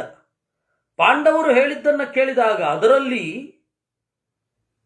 ದುರ್ಯೋಧನನಿಗೆ ಒದಗುವ ಭೀಕರವಾದ ಪರಿಸ್ಥಿತಿಗಳೆಲ್ಲ ಅಲ್ಲಿದ್ದವು. ಆ ಮಾತಿನ ಹಿನ್ನೆಲೆಯಲ್ಲಿ ಅದವನು ಗೊತ್ತಾಯಿತು. ಇದನ್ನು ನೀವು ಉದ್ಯೋಗ ಪರ್ವವನ್ನು ರಿವಿಸಿಟ್ ಮಾಡಿದ್ರೆ ಗೊತ್ತಾಯಿತು. ಕೃಷ್ಣ ಕಣ್ಣು ಕೆಂಪು ಮಾಡಿ ಹೇಳಿದ್ದು, ಅರ್ಜುನ ಕಣ್ಣು ಕೆಂಪು ಮಾಡಿ ಹೇಳಿದ್ದೆಲ್ಲ ಅವನು ಹೇಳಿದ ಸಂಜಯ. ಯಾವಾಗ ಅದನ್ನು ಕೇಳಿದ ಭೀತೋಪಿ, ಭಯ ಆಯಿತು. ನೋಡಿ, ಸನತ್ಸು ಜಾತಿಯ ನಾವು ಕೇಳಿದಾಗ ಈ ವ್ಯೂ ಇರಲ್ಲ ನಮಗೆ. ಆಚಾರ್ಯರು ಅದರ ಮಿತಿಯನ್ನು ಹೇಳ್ತಾರೆ. ಗೀತೆಗಳ ಮಿತಿಯನ್ನು ಹೇಳಿ ಭಗವದ್ಗೀತೆ ಯಾಕೆ ಶ್ರೇಷ್ಠ, ಯಾಕೆ ಮುಖ್ಯ ಅನ್ನೋದು ನಾವು ತಿಳ್ಕೊಳ್ಬೇಕು. ಎಲ್ಲ ಗೀತೆಗಳನ್ನು ನೋಡಿ, ಸನತ್ಸು ಜಾತಿಯ ಮೊದಲಾದ ಎಲ್ಲ ಗೀತೆಗಳನ್ನು ನೋಡಿ ಅಲ್ಲಿಗೆ ಅನ್ವಯಿಸಿಕೊಳ್ಬೇಕು. ಗೀತೆಯಲ್ಲಿ ಇರಲಿ. ತಚ್ಛ್ರುತ್ವ ಸತು ಭೀತೋಪಿ, ಇದನ್ನು ಕೇಳಿದ ಅವನು. ಭೀತೋಪಿ, ಭಯ ಆಯಿತು. ಆದರೂ ರಾಜ್ಯಂನಾದಾತ್ ಪಾಂಡವಾನಾಂ, ರಾಜ್ಯ ಕೊಡ್ಲಿಕ್ಕೆ ಒಪ್ಪಲಿಲ್ಲ. ಏನು ಮಾತೇ ಇಲ್ಲ, ಸುಮ್ಮನಿದ್ದ. ಧರ್ಮರಾಜ ಮೊದಲೇ ಹೇಳಿದ್ದ, ಯದುಕ್ತವಾನ್ ಸಂಜಯಾಯ ಯದಿ ದಿತ್ಸತಿ ನ ಪಿತಾ ರಾಜ್ಯಂ ತದಾ ತ್ವಮಾಗಚ್ಚ ವಿದುರೋವ ನಚೆನ್ನಚ. ಇಷ್ಟು ಸಮಯದ ಒಳಗಡೆ ನೀವು ಬಂದರೆ ನಮಗೆ ರಾಜ್ಯ ಕೊಡ್ತೀರಾ ಅಂತ ನಾನು ಅಂದ್ಕೊಳ್ತೇನೆ. ಅಥವಾ ರಾಜ್ಯವನ್ನು ಕೊಡ್ತಾನೆ ಅಂತ ಅವನಿಗೆ ಅಭಿಪ್ರಾಯ ಇತ್ತು ಅಂದರೆ ಈ ನಿಗದಿತ ಅವಧಿಯ ಒಳಗಡೆ ಒಂದೋ ನೀನು ಬರಬೇಕು, ಒಂದೋ ವಿದುರ ಬರಬೇಕು. ನೀವಿಬ್ಬರು ಬರಲಿಲ್ಲ 1 ತಿಂಗಳ ಒಳಗಡೆ ಅಂತಂದರೆ ನನಗೆ ಅಲ್ಲಿಂದಲೇ ಖಾತ್ರಿ ಇದು ಯುದ್ಧಕ್ಕೆ ದಾರಿ ಅಂತ. ತಾವಥಾ ನಾಗತೌ ಜ್ಞಾತ್ವಾ ಮಂತ್ರಯಾಮಾಸ ಶೌರಿಣ ಸೋಪ್ಯಾಹಾಹಂ ಗಮಿಷ್ಯಾಮಿ ಸಭಾಯಾಂ ಋಷಿ ಸನ್ನಿಧೌ. ತಾವಥಾ ನಾಗತೌ ಜ್ಞಾತ್ವಾ, ಅವರಿಬ್ಬರು ಬರಲಿಲ್ಲ ಅಂದ್ರೇನು? ನಾವು ಯುದ್ಧಕ್ಕೆ ತಯಾರು ಅಂತ ಪರೋಕ್ಷವಾಗಿ ಹೇಳಿದ ಹಾಗಾಯಿತು. ಸರಿ, ಇನ್ನೇನು ಮಾಡೋದು, ಮುಂದೆ ಏನು ಮಾಡಬೇಕು ಅಂತ ಕೃಷ್ಣನ ಜೊತೆಗೆ ಮಂತ್ರಾಲೋಚನೆ ಮಾಡಿದ ಧರ್ಮರಾಜ. ಅವನು ಹೇಳಿದ, ಸೋಪಿ ಆಹ, ಅಹಂ ಗಮಿಷ್ಯಾಮಿ, ಆಯಿತು ನಾನು ಹೋಗ್ತೇನೆ, ಸಭೆಯಲ್ಲಿ ಹೇಳ್ತೇನೆ, ಋಷಿಗಳೆಲ್ಲರೂ ಇರಬೇಕು ಅಂದ. ಏಕೆಂದರೆ ಋಷಿಗಳು ತಟಸ್ಥರು ಅಲ್ಲಿರಬೇಕು. ಯಾಕಂದ್ರೆ ನಾನು ಪರವಾಗಿ ಮಾತನಾಡಿದ್ರೆ ಪಾಂಡವರ ಪರವಾಗಿಯೇ ಮಾತಾಡಿದಾಗ ಅವನಿಗನ್ಸುತ್ತೆ. ಅವನು ಮಾತನಾಡಿದ್ರಲ್ಲಿ ಏನು ದೋಷ ಇದೆ ಅದು ತಟಸ್ಥರಿಗೆ ಗೊತ್ತಾಗುತ್ತೆ. ಅದರಿಂದಾಗಿ ಸಭೆಯಲ್ಲಿ ಋಷಿಗಳ ಸನ್ನಿಧಿಯಲ್ಲಿ ನಾನು ಮಾತನಾಡ್ತೇನೆ. ವಕ್ಷೆ ಪಥ್ಯಾನಿ ಯುಕ್ತಾನಿ ಯದಿನಾಸೌ ಗ್ರಹಿಷ್ಯತಿ ವಧ್ಯ ಸರ್ವಸ್ಯ ಲೋಕಸ್ಯ ಸಭವೇತ್ ಸರ್ವಧರ್ಮ. ಒಳ್ಳೆಯ ಮಾತುಗಳನ್ನು ಹೇಳ್ತೇನೆ. ಅವನು ಗ್ರಹಣ ಮಾಡಲಿಲ್ಲ ಅಂತಾದರೆ ಅವನನ್ನು ಕೊಲ್ಲಲಿಕ್ಕೆ ಲೈಸೆನ್ಸ್ ಸಿಕ್ಕಿದ ಹಾಗೆ. ಇತ್ಯುಕ್ತೆ ವೈರಮಾತ್ಮೋತ್ಥಂ ಲೋಕಮಧ್ಯೆ ಪ್ರಹಾಪಯನ್ ಲೋಕ ಸಂಗ್ರಹಣಾರ್ಥಾಯ ಭೀಮಸೇನೋಬ್ರವೀದ್ವಚಃ. ಅವಾಗ ಭೀಮಸೇನ ಈ ಸ್ವರೂಪಭೂತವಾದ ಅಸಹನೆಯನ್ನ, ಅಂದರೆ ದುರ್ಜನರನ್ನ ಅಥವಾ ದೌರ್ಜನ್ಯದ ಕುರಿತು ಸ್ವರೂಪಭೂತವಾದ ಅಸಹನೆಯನ್ನು ಹತ್ತಿಕ್ಕಿ ಹೊರಗಡೆ ಹೇಳಿದ. ಯಾಕೆಂದರೆ ಜನರಿಗೆ ಒಂದು ಮೆಸೇಜ್ ಹೋಗಬೇಕು. ನಾಸ್ಮನ್ ನಿಮಿತ್ತ ನಾಶ ಸ್ಯಾತ್ ಕುಲಸ್ಯ, ನಮ್ಮ ನಿಮಿತ್ತವಾಗಿಸಿಕೊಂಡು ಕುಲ ನಾಶ ಆಗಬಾರದು. ಕುಲಸ್ಯಾಪಿ ವಯಂ, ಕುಲ ರಕ್ಷಣೆ ಆಗಬೇಕು ಅಂತ ಹೇಳಿದರೆ ರಕ್ಷಿತುಂ ಧಾರ್ತರಾಷ್ಟ್ರಸ್ಯ ಭವೇಮ ಅಧಶ್ಚರ ಅಪಿ, ಕುಲದ ಹಿತಕ್ಕಾಗಿ ನಾವು ದುರ್ಯೋಧನಾದಿಗಳ ದಾಸರಾಗಲಿಕ್ಕೂ ತಯಾರು ಅಂದ. ಇಚ್ಛತಾಪ್ಯಖಿಲಾನ್ ಹಂತುಂ ಧಾರ್ತರಾಷ್ಟ್ರಾನ್ ದೃಢಾತ್ಮನ ಭೀಮೇನೋಕ್ತೋ ವಾಸುದೇವೋ ಲೋಕ ಸಂಗ್ರಹಣೇಚ್ಛಯ. ಒಳಗಡೆಯಿಂದ ದೇವರ ಸೇವೆಯ ಸಲುವಾಗಿ, ದೇವರ ಸೇವೆಯನ್ನು ಅನುಸಂಧಾನದಿಂದ ಕೊಲ್ಲುತ್ತೇನೆ ಅಂತ ಉಂಟು. ಆದರೆ ಹೊರಗಡೆಯಿಂದ ಜಗತ್ತು ಮುಂದಿನ ದಿನಗಳಲ್ಲಿ ಯಾವ ರೀತಿ ಭೀಮಸೇನ ಆ ಥರ ಇದ್ದ ನಾವು ಹಾಗಿರ್ತೇವೆ ಅಂತಲ್ಲ, ಕಡೇ ಕ್ಷಣದವರೆಗೂ ಬದಲಾಗುವ ಪರಿಸ್ಥಿತಿಗಳನ್ನು ಸೂಕ್ಷ್ಮವಾಗಿ ಅವಲೋಕಿಸಬೇಕು ಅನ್ನೋದನ್ನು ಜಗತ್ತಿಗೆ ತೋರಿಸಲಿಕ್ಕೆ ಭೀಮಸೇನ ಹೀಗೆ ಮಾಡಿದ್ದು. ದೇವರು ತಮಾಷೆ ಮಾಡಿದ ಅವನನ್ನ. ಆಕ್ಷಿಪನ್ ನಿವತಂ ಭೀಮಂ ಯುದ್ಧಾಯ ಪ್ರೈರಯ ದೃಢಂ ವಧಂ ತೇಷಾಂ ಧರ್ಮಮೇವ ಲೋಕೆ ಜ್ಞಾಪಯಿತುಂ ಹರಿಹಿ. ಅದಕ್ಕೆ ದೇವರೇನು ಮಾಡಿದ, ದೇವರಿಗೂ ಅದೇ ಇದೆ. ಪಾಂಡವಾದಿಗಳ ಪರಾಕ್ರಮ ಅದೊಂದೇ ದಾರಿ, ಪಾಂಡವಾದಿಗಳ ಪರಾಕ್ರಮ ಒಂದೇ ದಾರಿ. ಏನು? ಕೌರವರ ದೌರ್ಜನ್ಯವನ್ನ ನಿಲ್ಲಿಸಲಿಕ್ಕೆ. ಆದರೆ ಭೀಮಸೇನ ಹೀಗೆ ಮಾತಾಡ್ತಾ ಇದ್ದಾನೆ. ಅದಕ್ಕೆ ಆಕ್ಷೇಪ ಮಾಡಿದ ಹಾಗೆ, ತಮಾಷೆ ಮಾಡಿದ ಹಾಗೆ ಮಾಡಿದ. ಓ ಏನಪ್ಪ ಅಭಿಪ್ರಾಯ ಎಲ್ಲ ಆವಿಯಾಗೋಯ್ತಾ? ಆ ಉತ್ಕಟವಾದ ಕೋಪವನ್ನ ಹಲ್ಲು ಕಡೆಯುವ ಮೂಲಕನೇ ತೀರಿಸ್ಕೊಂಡ್ಬಿಟ್ಟಿಯನಪ್ಪ. ಅಸಂಭವಮಿದಂ ಮನ್ಯೆ ಮೇರೋರಿವ ವಿಸರ್ಪಣಂ. ಮೇರು ಪರ್ವತ ನಡ್ಕೊಂಡು ಬಂದ ಹಾಗೆ ಆಗೋಯ್ತು ಭೀಮಸೇನ ಈ ರೀತಿ ಮಾತನಾಡಿದ್ದು ಅಂತ ತಮಾಷೆ ಮಾಡಿದ ಅಂತೆ ದೇವರು. ಅಭಿಪ್ರಾಯಂ ಕೇಶವಸ್ಯ ಜಾನನ್ ಭೀಮೋ ನಿಜಂ ಬಲಂ ರಾಜ್ಞಾಂ ಮಧ್ಯೆ ವದತ್ತಚ್ಚ ಕೃಷ್ಣೋಭ್ಯಧಿಕಮೇ ವಹಿ. ಆಗ ದೇವರ ಅಭಿಪ್ರಾಯ ತಿಳಿತು ಭೀಮಸೇನನಿಗೆ. ತನ್ನ ಪರಾಕ್ರಮವನ್ನು ಹೇಳಿದ. ಕಡೆಯ ಕ್ಷಣದಲ್ಲಿ ಪುಕ್ಕುತನದಿಂದ ಯುದ್ಧ ಬೇಡ ಅಂತ ಹೇಳ್ತಾ ಇರೋದಲ್ಲ, ಬಲ ಇದೆ. ನಾವು ಯುದ್ಧ ಅನ್ನೋದು ನಮಗೆ ಚಟ ಅಲ್ಲ. I am not A war ಮಾಂಗರ್. ಯುದ್ಧ ಅನ್ನೋದು ನನ್ನ ಚಟ ಅಲ್ಲ ಅಂತ ತೋರಿಸಲಿಕ್ಕೆ ಭೀಮಸೇನ ಆ ರೀತಿ ಮಾತನಾಡಿದ್ದು ಅಂತ ಹೇಳಿ ಭೀಮಸೇನ ಕನ್ವೆ ಮಾಡಿಕೊಟ್ಟ. ನನಗೆ ಅಷ್ಟು ಬಲ ಇದೆ, ಇಷ್ಟು ಬಲ ಇದೆ ಅಂತ. ಅದಕ್ಕೆ ಕೃಷ್ಣ ಹೇಳಿದ, ಗುಣಾನ್ ಭೀಮಸ್ಯ ಚ. ಆದ್ದರಿಂದ ಕುರುಗಳ ದುರ್ಯೋಧನಾದಿಗಳ ಸಾವು ಧರ್ಮ ಸಾಧನ, ಭೀಮನ ಗುಣ ಎರಡನ್ನೂ ಹೇಳ್ತಾ ದೇವರು ನನ್ನ ಅಭಿಪ್ರಾಯ ಏನು ಅಂತ ಹೇಳಿದ. ವಸ್ತುತಃ ಕೃಷ್ಣನಿಗೆ ಮತ್ತು ಭೀಮಸೇನನಿಗೆ ಭಿನ್ನ ಮನಸ್ಕತೆ ಬರಲೇ ಇಲ್ಲ, ಭಿನ್ನಾಭಿಪ್ರಾಯ ಇಲ್ಲವೇ ಇಲ್ಲ. ನಿತ್ಯಂ ಏಕಮನಸ್ಕೌತೌ ಅಪಿ ಕೇಶವ ಮಾರುತಿ ಏವಂ ಲೋಕಸ್ಯ ಸಂವಾದ ಹೇತೋ ಸಂವಾದ ಮಕ್ರತಾಂ. ಅವರಿಬ್ಬರಿಗೂ ಭಿನ್ನಾಭಿಪ್ರಾಯ ಬರೋದೇ ಇಲ್ಲ. ನಿಮಗೆ ಇಡೀ ಮಹಾಭಾರತದಲ್ಲಿ ನೋಡಿದರೆ ಕೃಷ್ಣನ ವಿರುದ್ಧವಾಗಿ ಭೀಮ ಮಾತನಾಡಿದ್ದು ಕಂಡಿಲ್ಲ, ಅರ್ಜುನ ಮಾತನಾಡಿದ್ದು ಕಂಡಿದೆ, ಧರ್ಮರಾಜ ಮಾತನಾಡಿದ್ದು ಕಂಡಿದೆ. ಭೀಮಸೇನ ಕೃಷ್ಣನ ವಿರುದ್ಧವಾಗಿ ಮಾತನಾಡಿದ್ದು ಕಂಡಿಲ್ಲ. ಇದೇನನ್ನು ಹೇಳ್ತಾ ಇದೆ? ಇಷ್ಟೇ, ಜನರಿಗೆ ಸ್ಫುಟ ಅಭಿಪ್ರಾಯ ಮೂಡಬೇಕು. ಅದಕ್ಕೆ ಅವರಿಬ್ರು ಸಂವಾದ ಮಕ್ರತಾಂ ಮಾತನಾಡಿದ್ದು. ತತ ಕೃಷ್ಣೋರ್ಜುನಂ ಚೈವ ಕೃಪಾಲುಂ ಸಂಧಿಕಾಮುಖಂ ಹೇತು ಮಧ್ವಿಶುಭೈರ್ವಾಕ್ಯೈ ಅನುನೀಯ ಜಗತ್ಪತಿ. ಆಮೇಲೆ ಅರ್ಜುನ ಸಂಧಿಕಾಮುಖಂ, ಕೃಪಾಳು, ಬಹಳ ದಯೆ ಅರ್ಜುನನಿಗೆ. ನಮ್ಮ ಮುಂದಿನ ತಲೆಮಾರೆಲ್ಲ ನಾಶ ಆಗಿ ಹೋಗುತ್ತೆ, ಅದರಿಂದಾಗಿ ಕಾಂಪ್ರಮೈಸ್ ಆಗಿ ಬಿಡುವ. ಆಗ ಕೃಷ್ಣ ಏನು ಮಾಡಿದ? ಯುದ್ಧದ ಅನಿವಾರ್ಯತೆಯನ್ನು ಅರ್ಜುನನಿಗೆ ಮನವರಿಕೆ ಮಾಡಿಕೊಟ್ಟ. ಅವಾಗಲೂ ಕೂಡ ಉದ್ಯೋಗ ಪರ್ವದಲ್ಲಿ, ಆ ಉದ್ಯೋಗ ಪರ್ವದ ಪುಟ್ಟ ಭಾಗ ಅದು ಭೀಷ್ಮ ಪರ್ವದಲ್ಲಿ ಗೀತೆಯಾಗಿ ಬಂತು. ಉಕ್ತೋ ಮಾನುಷಯ ಬುದ್ಧ್ಯ ನಕುಲೇನ ಸುನೀತವತ್ ಶೌರ್ಯ ಪ್ರಕಾಶನಾಯೈವ ಯುದ್ಧಂ ಯೋಜಯತಾಂ ಭವಾನ್.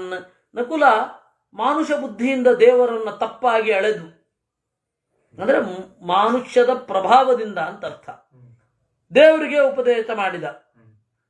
ಶೌರ್ಯ ಬೇಕು, ನಮ್ಮ ಶೌರ್ಯ ಏನು ಅಂತ ಜಗತ್ತಿಗೆ ತೋರಿಸಲಿಕ್ಕೆ ಯುದ್ಧ ಆಗಬೇಕು ಅಂತಂದ. ನಕ್ಕುಬಿಟ್ಟ ದೇವರು, ಏನು ಹೇಳಲಿಲ್ಲ.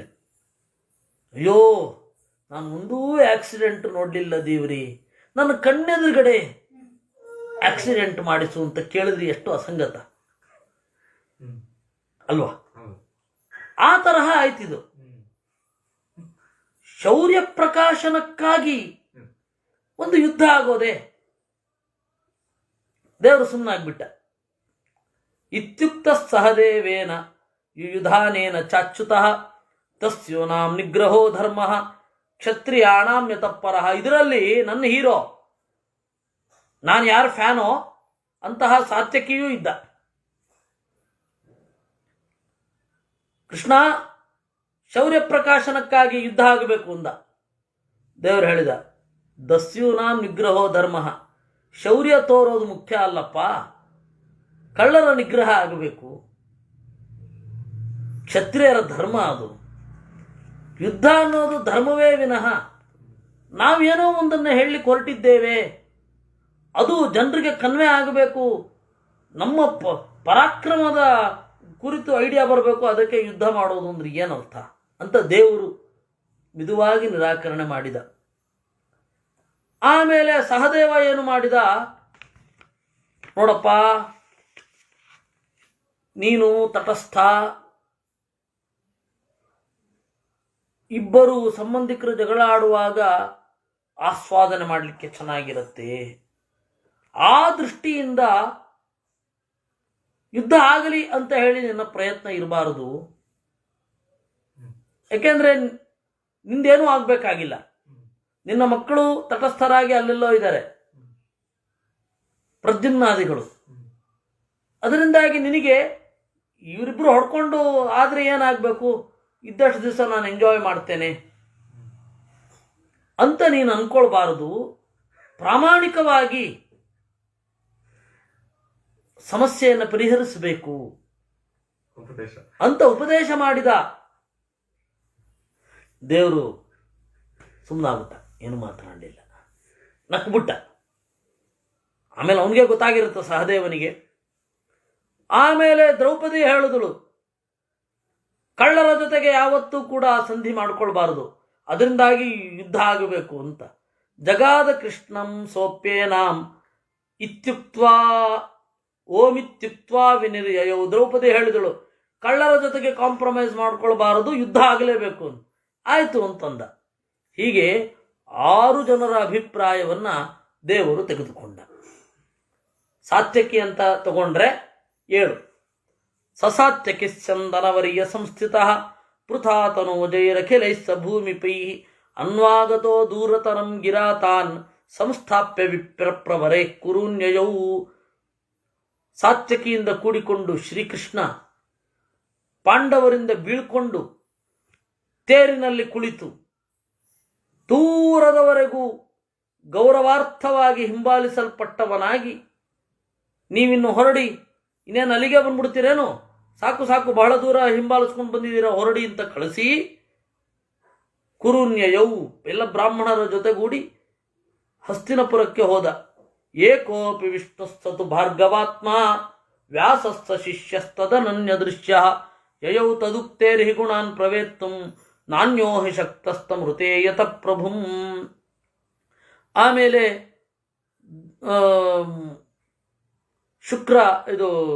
ಪರಶುರಾಮ ದೇವರು, ಆಮೇಲೆ ವೇದವ್ಯಾಸ ದೇವರು ಅವರೆಲ್ಲರೂ ಕೂಡ ಕೃಷ್ಣನ ಜೊತೆಗೆ ಬಂದರು. ಕಾರಣ ಏನು ಅಂದರೆ ದೇವರನ್ನ ಅರ್ಥ ಮಾಡಿಕೊಳ್ಳುವ ಹಾಗೆ. ದೇವರು ಇನ್ಯಾರು ಅರ್ಥ ಮಾಡ್ಕೊಳ್ತಾರೆ? ಅದರಿಂದಾಗಿ ಇನ್ನೊಂದು 2 ರೂಪಗಳಿಂದ ಅವನಲ್ಲಿದ್ದ. ಉಳಿದ ಋಷಿಗಳು ಇದ್ರು. ಸಮಂದ್ಯಮಾನೋಖಿಲ ರಾಷ್ಟ್ರವಾಸಿಭಿ ಪ್ರಸೂನವರಶೇರಭಿವರ್ಷಿತಸ್ಸುರೈ ಸಂಸ್ತೂಯಮಾನ ಪ್ರಣತೋಬ್ಜಾದಿಭಿ ಗಜಾಹ್ವಯಂ ಪ್ರಾಪ ಪರೋಪ್ರಮೇಯ. ಎಲ್ಲ ದಾರಿಯಲ್ಲಿ ಸಿಗುವ ಎಲ್ಲ ನಗರದವರು ಅವನಿಗೆ ನಮಸ್ಕಾರ ಮಾಡ್ತಾ ಇದ್ರು, ಹೂಗಳ ಮಳೆಗೆರಿತಾ ಇದ್ರು, ಬ್ರಹ್ಮಾದಿ ದೇವತೆಗಳು ಅವನನ್ನು ಕೊಂಡಾಡ್ತಾ ಇದ್ರು. ಈ ತರಹದ ವೈಭವದಿಂದ ಶ್ರೀಕೃಷ್ಣ ಗಜಾಹ್ವಯಂ ಪ್ರಾಪ ಹಸ್ತಿನಪುರಕ್ಕೆ ತೆರಳಿದ. ಸಭೀಷ್ಮ ಮುಖ್ಯೈ ಸರಸಾಭಿಯಾತಃ ಸಹೈವತೈ ಪ್ರಯಯೌ ರಾಜಮಾರ್ಗೆ ದಿದೃಕ್ಷವಸ್ತಂ ಜಗದೇಕ ಸುಂದರಂ ಗುಣಾರ್ಣವಂ ಪ್ರಾಯಯುರತ್ರ ಸರ್ವೇ. ಭೀಷ್ಮರೇ ಮೊದಲಾದವರೆಲ್ಲ ಭಕ್ತಿಯಿಂದ ಅವನನ್ನು ಸ್ವಾಗತಿಸಿದರು. ಅವರೆಲ್ಲರ ಭಕ್ತಿಯನ್ನು ಕೈಗೊಂಡು ರಾಜಮಾರ್ಗದಲ್ಲಿ ತೆರಳಿದ. ರಾಜಮಾರ್ಗದಲ್ಲಿ ಬರುವ ದೇವರನ್ನು ನೋಡಲಿಕ್ಕೆ ಎಲ್ಲ ಪಟ್ಟಣ ನಗರದವರು, ಗ್ರಾಮದವರು, ಹೆಣ್ಣು ಗಂಡು ಮುದುಕರು ಮಕ್ಕಳು ಎಲ್ಲರೂ ಕೂಡ ದೇವರನ್ನು ನೋಡಲಿಕ್ಕೆ ಅಂತ ನಿಂತಿದ್ರು. ಸಭಾಜಿತಸ್ಥೈ ಪರಮಾದರೇಣ ವಿವೇಚಗೇಹಂ ನೃಪತೇರನಂತಹ ಸಭೀಷ್ಮ ಮುಖ್ಯಾನ್ ಪುರತೋ ನಿಧಾಯ ವೈಚಿತ್ರ ವೀರ್ಯೇಣ ಸಮರ್ಚಿತೋ ಜಹ ರೌಗ್ಮೇ ನಿತಣ್ಣ ಪರಮಾಸನೇ ಪ್ರಭು ವಭೌ ಸ್ವಭಾಸಾಕ ಕುಭೋ ವಭಾಸಯನ್. ಅವರೆಲ್ಲರೂ ಅವನನ್ನು ಪ್ರೀತಿಯಿಂದ ನೋಡುವಾಗ ದೇವರು ಕಡೆಗಣ್ಣ ನೋಟದಿಂದ ನೋಡಿ ಮುಗುಳು ನಕ್ಕು ಅವರನ್ನು ಸಂತೋಷಗೊಳಿಸಿ ಧೃತರಾಷ್ಟ್ರನ ಮನೆಯೊಳಗಡೆ ಹೊಕ್ಕು ಅಲ್ಲಿ ಅರ್ಘ್ಯಪಾದ್ಯಾದಿ ಸತ್ಕಾರಗಳನ್ನು ಪಡೆದು ಬಂಗಾರದ ಆಸನದಲ್ಲಿ ಕುಳಿತ. ಯಥೋಚಿತಂ ತೇಚು ವಿಧಾಯಕೇತವೋ ದೌರ್ಯೋಧನಂ ಪ್ರಾಪ ಗೃಹಂಚ ಪೂಜಿತಃ ಪೂಜಾಂ ತದೀಯಾಂ ಗುಣವದ್ವಿಡಿತ್ಯತೌ ಜಗ್ರಾಹನೋ ವಿದುರಂ ಚಾಜಗಾಮ. ಅವತ್ತು ಬಂದ ದಿವಸ ಏನಿಲ್ಲ, ಮಾತನಾಡಿ ಕುಶಲ ಪ್ರಶ್ನೆಗಳನ್ನು ಮಾಡಿ ನಾಳೆ ಬೆಳಗ್ಗೆ ನಿಧಾನವಾಗಿ ಕೂತು ಮಾತಾಡೋಣ ಅಂತ ದುರ್ಯೋಧನನ ಮನೆಗೆ ಹೋದ. ದುರ್ಯೋಧನ ಸಕಲ ಸತ್ಕಾರಗಳನ್ನು ಮಾಡಿ ನಮ್ಮಲ್ಲಿ ರಾತ್ರಿ ಉಳಿಬೇಕು ಅಂದ. ದೇವರು ಹೇಳಿದ, ನನ್ನಲ್ಲಿ ನಿನಗೆ ಗೌರವ ಇಲ್ಲ ಅಂದಮೇಲೆ ನಾನು ಯಾಕೆ ನಿನ್ನ ಜೊತೆಗಿರಬೇಕು ಅಂತ ಹೇಳಿದ. ಅಂದ್ರೆ ಆ ತಾತ್ಪರ್ಯ ಏನು? ಗುಣವದ್ವಿಡಿತ್ಯಸವು. ಅವನು ದೇವರ ಗುಣಗಳನ್ನು ದ್ವೇಷ ಮಾಡ್ತಾನೆ. ಯಾರು ಗುಣವಂತರನ್ನು ದ್ವೇಷ ಮಾಡ್ತಾರೆ ಅವರ ಹತ್ತಿರ ದೇವರು ಒಲಿಯೋದಿಲ್ಲ. ದೇವರು ಒಲಿಬೇಕು ಅಂದರೆ ಗುಣವಂತರನ್ನು ಪ್ರೀತಿಸೋದು ಕಲಿಬೇಕು. ಯಾಕೆ ಅಂದರೆ ಗುಣವಂತರ ಗುಣ ಅನ್ನೋದು ದೇವರ ಅನುಗ್ರಹದಿಂದಲ್ವ ಬರೋದು. ಆ ಕಾರಣದಿಂದ ಅದಕ್ಕೆ ವಿದುರನ ಮನೆಗೆ ಹೋಗಿದ್ದು, ಬೇರೆ ಇನ್ನೇನೂ ಅಲ್ಲ. ಸ ಭೀಷ್ಮ ಪೂರ್ವೈ ಪರ ಅಭಿಯಾಚಿತೋಪಿ ಜಗಾಮನೈಷಾಂ ಗೃಹಮಾದಿದೇವ ಉಪೇಕ್ಷಿತ ದ್ರೌಪದೀತ್ಯ ಪ್ರಮೇಯೋ ಜಗಾಮಗೇಹಂ ವಿದುರಸ್ಯ ಶೀಘ್ರಂ. ಭೀಷ್ಮರೇ ಮೊದಲಾದವರು ಕೃಷ್ಣ ನಮ್ಮ ಮನೆಯಲ್ಲಿ ಉಳಿಬೇಕು ಅಂತಂದಾಗಲೂ ಕೂಡ ಉಳಿಯಲಿಲ್ಲ. ಯಾಕೆ ಅಂದರೆ ದ್ರೌಪದಿಯನ್ನು ಉಪೇಕ್ಷೆ ಮಾಡಿದರು ಅನ್ನುವ ಕಾರಣದಿಂದ. ಇದರ ಬಗ್ಗೆ ನಮ್ಮ ಸ್ವಾಮಿಗಳು ಅವರದ್ದನ್ನು ನಾನು ನಿಮಗೆ ಹೇಳಲೇಬೇಕು, ಹೇಳಿದ್ದೀನಿ. ಇನ್ನೊಮ್ಮೆ ಅವರ ನೆನಪಿನಲ್ಲೇ ಹೇಳ್ತೇನೆ. ಕೇಳಿದ್ರೆ ನೆನಪಿದ್ರೆ ಆನಂದ ಪಡ್ರಿ, ಅವರಿಗೆ ಮನಸ್ಸಿನಲ್ಲೊಂದು ನಮಸ್ಕಾರ ಹಾಕಿ. ಇಲ್ಲ ಅಂತಂದ್ರೆ ಹೊಸದಾಗಿ ಕೇಳೋರಿದ್ರೆ ಕೇಳ್ರಿ. ಮುಂಬೈನಲ್ಲಿ ಒಂದು ನಾಟಕ, ಆ ಮುಂಬೈ ಕನ್ನಡಿಗರು ನಾಟಕ ಮಾಡ್ತಾ ಇದ್ರು. ಅದರಲ್ಲಿ ಭೀಷ್ಮನ ದೃಷ್ಟಿಯಿಂದ ಮಹಾಭಾರತ ನೋಡೋದು ಅಂತ. ಅವನು ಭೀಷ್ಮ ತಾಯಿಯ ಪ್ರೇಮಕ್ಕಾಗಿ ಉತ್ಕಟವಾಗಿ ಕಾತರಿಸಿದ. ಗಂಗೆ ಸಿಗಲಿಲ್ಲ, ಸತ್ಯವತಿ ತಾಯಿ ಆಗಲಿಲ್ಲ, ಗಾಂಧಾರಿ ಕುಂತಿ ಮಾದ್ರಿಯರು ಅವನನ್ನ ಮಗನಂತೆ ನೋಡಲಿಲ್ಲ, ದ್ರೌಪದಿಯಂತೂ ಕುಲನಾಶಕ್ಕೆ ಕಾರಣ ಆದಳು. ತಾಯಿಯ ನಿರೀಕ್ಷೆಯಲ್ಲಿ ನಾನು ಇದನ್ನೆಲ್ಲವನ್ನ, ನನ್ನ ಇಡೀ ಜೀವನ ತಾಯಿಯ ನಿರೀಕ್ಷೆಯಲ್ಲಿ ಇತ್ತು ಅಂತ. ನಮ್ಮ ಸ್ವಾಮಿಗಳಿಗೆ ಪೇದಾರ್ ಅಂದರೆ ದೊಡ್ಡವರು ವಿಶ್ವೇಶ ತೀರ್ಥರು, ಅವರಿಗೆ ತಾಯಿ ಅಂದರೆ ಬಹಳ. ಹೀಗಾಗಿ ತಾಯಿಗೆ ಸಂಬಂಧಪಟ್ಟ ಈ ವ್ಯೂ ಇಂದ ಸಂತೋಷಗೊಳ್ತಾರೆ ಅಂತ ಅವರಿಗೆ. ಆದರೆ ಇದು ದ್ರೌಪದಿಯ ಬಗ್ಗೆ ಬರ್ತಾ ಇದ್ದಾಗಲೇ ಎದ್ದು ನಿಂತ್ಬಿಟ್ರು ಸ್ವಾಮಿಗಳು, ತಡಿಲಿಕ್ಕಾಗಿಲ್ಲ. ದ್ರೌಪದಿಯನ್ನ ತಾಯಿಯಂತೆ ಅಂತ ಹೇಳೋದಾದ್ರೆ ಅಂತಹ ತಾಯಿಯ ವಸ್ತ್ರಾಪಹರಣ ನಡೆಯುವಾಗ ಯಾಕೆ ಸುಮ್ಮನೆ ಆಯ್ತು ಭೀಷ್ಮ ಅಂತ ಎದ್ಬಿಟ್ರು. ಅದು ನಾಟಕ ನಿಲ್ಲಿ ಅಂತ ಇನ್ನು ಅವ್ರನ್ನ ಕೂಡಿಸ್ಬೇಕಾಯ್ತು. ಆಮೇಲೆ ಇಲ್ಲ ನನ್ನ ವ್ಯೂ ಇದು ತಪ್ಪಾಯ್ತು ಅಂತ ಹೇಳಿ ಅವನೇನೋ ಕೇಳ್ಕೊಂಡ, ಅದು ಬೇರೆ. ಆದರೆ ಅವರ ಆ ದ್ರೌಪದಿಯ ಬಗೆಗಿನ ಅಂದ್ರೆ ಪ್ರತಿ ಸರ್ತಿ ಏನು ಶ್ಲೋಕ ಹೇಳ್ತಾ ಇದ್ರು ದ್ರೌಪದಿಯ ಬಗೆಗೆ, ಆಚಾರ್ಯಾಣೀಚ ಭಾರತಿ, ನಿಜವಾದ ಭಕ್ತಿ ಇತ್ತು ಅಂತ ಅದರ ಅರ್ಥ. ಇರ್ಲಿ, ದ್ರೌಪದಿಯನ್ನು ಉಪೇಕ್ಷೆ ಮಾಡಿದಳು ಅಂತ ಭೀಷ್ಮಾಚಾರ್ಯರೇ ಮೊದಲಾದವರಲ್ಲಿ ಗೌರವ ತೋರಲಿಲ್ಲ. ಸತೇನ ಭಕ್ತ್ಯಾಭಿಗತ ಪ್ರತನ್ನ ಪ್ರವಿಶ್ಯ ಚಾಂತರ್ಗೃಹಮೀಶ್ವರೋಜ ಭಕ್ತ್ಯಾಭಿಪೂರ್ಣೇನ ತತಂ ಭ್ರಮೇಣ ಸಂಪೂಜಿತ ಸರ್ವ ಸಮರ್ಪಣೇನ. ಭಕ್ತಿಯಿಂದ ಎದುರುಗೊಂಡನು ವಿದುರ. ಅವನ ಒಳಮನೆಯನ್ನ ಹೊಕ್ಕು ಅವನ ಭಕ್ತಿಯಿಂದ ಸಂತುಷ್ಟನಾಗಿ ಅವನು ಸಮರ್ಪಿಸಿದ್ದೆಲ್ಲವನ್ನೂ ಕೂಡ ಕೈಗೊಂಡ. ಪರೇ ದಿನೇಶೋ ಧೃತರಾಷ್ಟ್ರಸೂನುನ ಸಮಾನೀತ ಸಂಸದಿ ಕೌರವಾಣಾಂ ವಿವೇಚ ದಿವ್ಯೇ ಮಣಿಕಾಂಚನಾತನೆ ಸಾರ್ಧಂ ಮುನೀಂದ್ರೇ ಪರಮಾರ್ಥವೇದಿಭಿ. ಆಮೇಲೆ ಮಾರನೇ ದಿವಸ ದುರ್ಯೋಧನ ತಾನೇ ಹೋಗಿ ಕರ್ಕೊಂಡು ಬಂದ. ಒಳ್ಳೆ ಆಸನದಲ್ಲಿ ಕುಳಿತ. ಋಷಿಗಳೆಲ್ಲ ಹಾಜರಿದ್ರು. ಸಂಪೂಜಿತೋ ಭೀಷ್ಮ ಮುಖ್ಯೈ ಸಮಸ್ತೈ ರರಾಜರಾಜೀವ ಸಮಾನ ನೇತ್ರ ಯಥೋಚಿತಾಸ್ತತ್ರ ವಿಧಾಯ ವಾರ್ತಾ ಜಗಾದ ಕಾಲೇ ಕಲಿಕಲ್ಮಶಾಪಹ. ಭೀಷ್ಮಾದಿಗಳಿಂದ ಪೂಜೆಗೊಂಡು ಅರಳಿದ ಕಣ್ಗಳ ಕೃಷ್ಣ ಅಂದ್ರೆ ಮನಸ್ಸಿನಲ್ಲಿ ಬಹಳ ಟೆನ್ಷನ್ ಮೊದಲಾದವುಗಳು ಇರಲಿಲ್ಲ. ಅಯ್ಯೋ ನಾಳೆ ಏನು ಮಾಡ್ತಾನೋ, ನಾನು ದೂತನಾಗಿ ಬಂದಿದ್ದೇನೆ, ನನ್ನನ್ನು ಒತ್ತೆ ಇಟ್ಕೊಳ್ತಾನೋ ಇಲ್ವೋ, ಇದ್ಯಾವ ಟೆನ್ಷನ್ನು ದೇವರಿಗಿರಲಿಲ್ಲ. ರಾಜೀವ ಸಮಾನ ನೇತ್ರ, ಅರಳಿದ ಕಣ್ಗಳ ಕೃಷ್ಣ. ಯಥೋಚಿತಂ, ಮೊದಲು ಆರಂಭದಲ್ಲಿ ಔಪಚಾರಿಕವಾಗಿ ಏನು ಮಾತನಾಡಬೇಕಿರುತ್ತೆ ಅದನ್ನೆಲ್ಲವನ್ನ ಮಾತನಾಡಿ ಕಡೆಗೆ ಹೇಳಿದನಂತೆ, ವೈಚಿತ್ರ್ಯ ವೀರ್ಯ ಸ್ವಕುಲಸ್ಯ ವೃದ್ಧೈ ಪ್ರದೇಹಿ ರಾಜ್ಯಂ ತವ ಸತ್ಸುತಾಯ ಯಶಶ್ಚ ಧರ್ಮಂ ಪರಮಂ ಪ್ರಸಾದಂ ಮಮತ್ವಮಾಪ್ನೋಚಿ ತದೈವ ರಾಜನ್. ಧೃತರಾಷ್ಟ್ರ, ನಿನ್ನ ಕುಲದ ವೃದ್ಧಿಗಾಗಿ ನಿನ್ನ ಒಳ್ಳೆಯ ಮಗನಿಗೆ ರಾಜ್ಯವನ್ನು ಕೊಡು. ಯಾಕೆ ಅಂದರೆ ನಿನಗೆ ಯುಧಿಷ್ಠಿರನ ಸದ್ಗುಣದಿಂದ ಸದ್ಗತಿಯಾಗೋದೇ ವಿನಃ ಧೃತರಾಷ್ಟ್ರನ ದುರ್ಯೋಧನನ ದುರ್ಗುಣಗಳಿಂದ ಅಲ್ಲ. ಅದರಿಂದಾಗಿ ಸತ್ಸುತ ಯಾರು ಅಂದರೆ ಧರ್ಮರಾಜ, ಅವರಿಗೆ ರಾಜ್ಯವನ್ನು ಕೊಡು. ಕೀರ್ತಿ ಇರುತ್ತೆ, ಪುಣ್ಯ ಬರುತ್ತೆ, ನನ್ನ ಪ್ರಸಾದವನ್ನು ಹೊಂದುತ್ತೀಯ.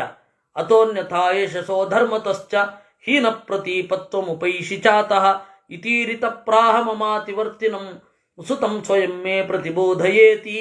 ಇಲ್ಲದಿದ್ದರೆ ಕೀರ್ತಿ ಬರಲ್ಲ, ಪುಣ್ಯ ಇರಲ್ಲ, ನನಗೆ ವಿರುದ್ಧವಾಗಿ ನಡೀತೀಯ ಅಂತ ಹೇಳಿದಾಗ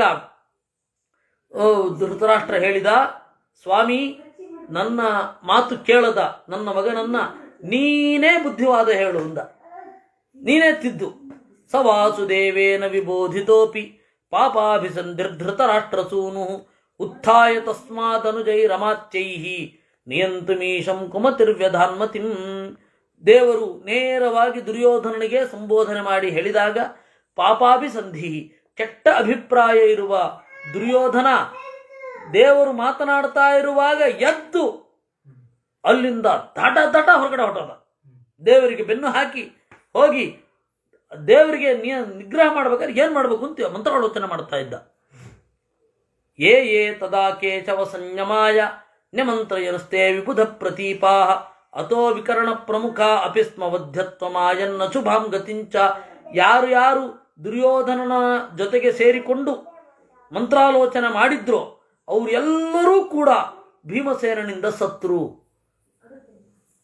ಅಲ್ಲ ಮಾಡಿದ್ದು ದುರ್ಯೋಧನ. ಇವರೆಲ್ಲ ಯಾಕೆ ಸಾಯಬೇಕು ಅಂದರೆ ಮನಸ್ಸಿನ ಒಳಗಡೆಯಿಂದ ಅವರಿಗೆ ಆ ಒಮ್ಮತ ಇತ್ತು ದುರ್ಯೋಧನನ ಬಗ್ಗೆ. ಅದರಿಂದಾಗಿ ವಧ್ಯತ್ವಮಾಯನ್ ವಿಕರ್ಣ ಮೊದಲಾದವರು ಕೂಡ ಸತ್ರು. ಕರ್ಣಸ್ಸುರಾಗ್ರ್ಯೋಪಿ ಸುಯೋಧನಾರ್ಥೆ ನ್ಯಮಂತ್ರಯದ್ಧಾವತೋ ನೈವ ದುಷ್ಟಃ ಅತೋ ಗತಿಶ್ಚಾಸ್ಯ ಸುಶೋಭನಾಭೂತ್ ಯತ್ರಾನುಕೂಲ ಪರಮಸ್ಯತೆ ಶುಭಾ. ಕರ್ಣಃ ಸುರಾಗ್ರ್ಯೋಪಿ, ಕರ್ಣ ದೇವತೋತ್ತಮ, ದುರ್ಯೋಧನನಿಗಾಗಿ ಮಂತ್ರಾಲೋಚನೆ ಮಾಡಿದ್ದೇ ವಿನಃ ಭಾವತೋ ನೈವ ದುಷ್ಟಃ, ಒಳಗಡೆಯಿಂದ ಆ ಕೆಟ್ಟ ಅಭಿಪ್ರಾಯ ಇರಲಿಲ್ಲ. ಅದರಿಂದಾಗಿ ಕರ್ಣ ಏನೋ ಒಂದು ಸಣ್ಣ ಶಿಕ್ಷೆಯಾಗಿ ಅವನು ಒಳ್ಳೆ ಗತಿಯನ್ನು ಹೊಂದಿದ. ಹೀಗಾಗಿ ಅತ್ರ ದುರ್ಯೋಧನ ಬಳಿ ಇರುವ ದೇವರ ಭಕ್ತರಿಗೂ ಕೂಡ ದುರ್ಗತಿ ಆಗಲಿಲ್ಲ.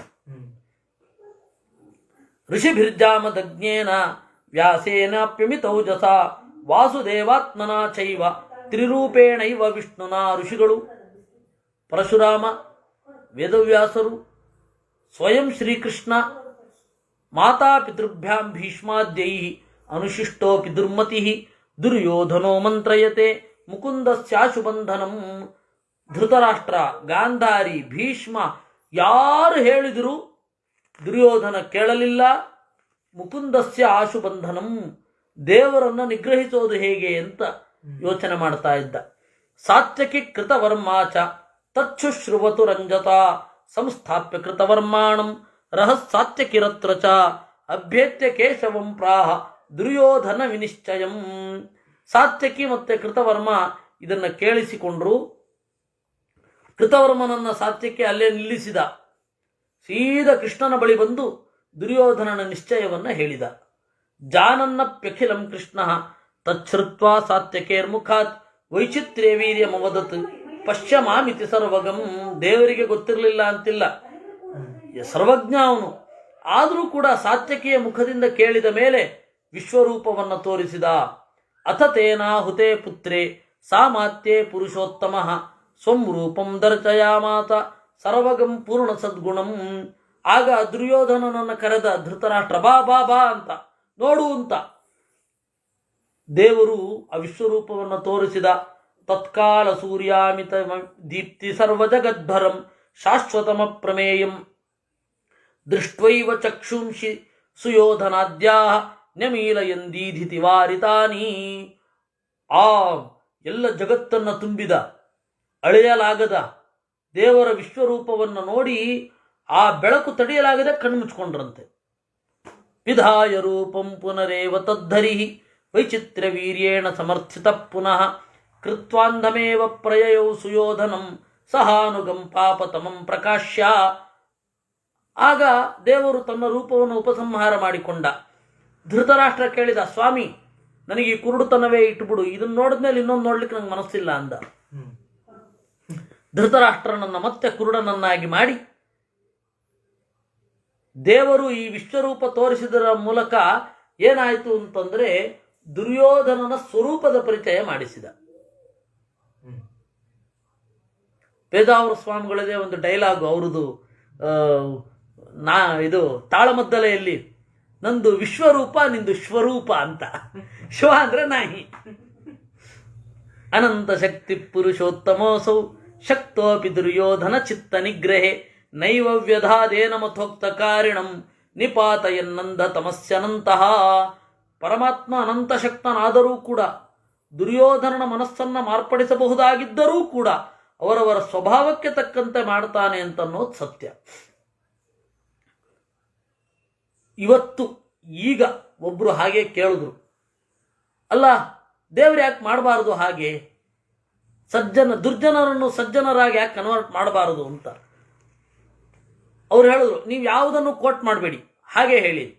ಅಲ್ಲ, ದೇವರು ನಾವು ಹೇಳಿದ್ದನ್ನು ಅವನೇ ಯಾಕೆ ಕೇಳಬೇಕು? ನಾವೇ ದೇವರಾಗಿದ್ದರೆ, ದೇವ್ರು ನಮ್ಮ ಸ್ಥಾನದಲ್ಲಿದ್ದರೆ ಅವನು ಹೇಳಿದ್ದನ್ನು ನಾವು ಕೇಳ್ತಾ ಇದ್ವೋ? ಇಲ್ಲ ತಾನೆ. ಹೀಗಾಗಿ ಅವನು ಇಷ್ಟ ಬಂದದ್ದನ್ನು ಮಾಡ್ತಾನೆ, ನಾವ್ಯಾರು ಕೇಳಲಿಕ್ಕಿಲ್ಲ ಅಂತ ಹೇಳಿದೆ. ದೇವ್ರು ಯಾಕೆ ಹೀಗೆ ಮಾಡಬಾರ್ದು ಹಾಗೆ ಮಾಡಬಾರ್ದು ಅಂತ ಕೇಳಲಿಕ್ಕೇ ಇಲ್ಲ. ಕೇಳೇನು ಮಾಡೋದು? ಅವನು ಕೊಟ್ಟಿದ್ದನ್ನು ಒಪ್ಕೊಳ್ಬೇಕಷ್ಟೇ, ಅವನು ಶಕ್ತ, ನಾವಲ್ಲ. ಮುಗಿದೋಯ್ತು. ಯಾವ ಕೊಟೇಶನ್ನಿನ ಅಗತ್ಯವೂ ಇಲ್ಲ. ವೇದದಲ್ಲಿ ಹೀಗೆ ಹೇಳಿದೆ, ಶಾಸ್ತ್ರದಲ್ಲಿ ಹೀಗೆ ಹೇಳಿದೆ, ಯಾವುದೂ ಬೇಕಿಲ್ಲ.